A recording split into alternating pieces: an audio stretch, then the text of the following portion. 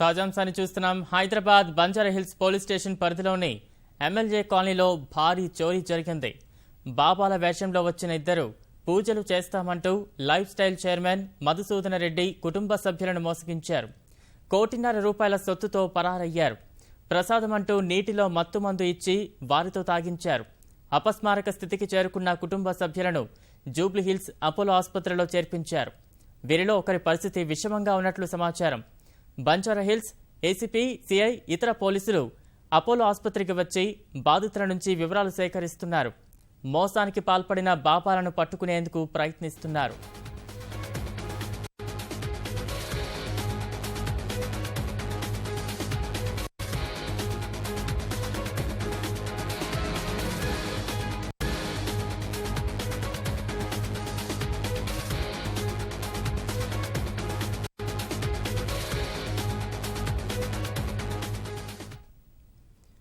Hyderabad Banjara Hills police station పరిధిలోని MLA కాలనీలో భారీ చోరీ జరిగింది.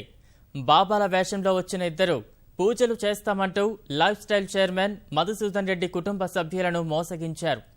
₹1.5 కోట్ల సొత్తుతో పరారయ్యారు. ప్రసాదమంటూ నీటిలో మత్తుమందు ఇచ్చి వారితో తాగించారు. అపస్మారక స్థితికి చేరుకున్న కుటుంబ సభ్యులను జూబ్లీహిల్స్ అపోలో ఆసుపత్రిలో చేర్పించారు. వీరిలో ఒకరి పరిస్థితి విషమంగా ఉన్నట్లు సమాచారం. బంజారాహిల్స్ ఏసీపీ, సిఐ, ఇతర పోలీసు అధికారులు అపోలో ఆసుపత్రికి వచ్చి బాధితుల నుంచి వివరాలు సేకరిస్తున్నారు. మోసానికి పాల్పడిన బాబాలను పట్టుకునేందుకు ప్రయత్నిస్తున్నారు.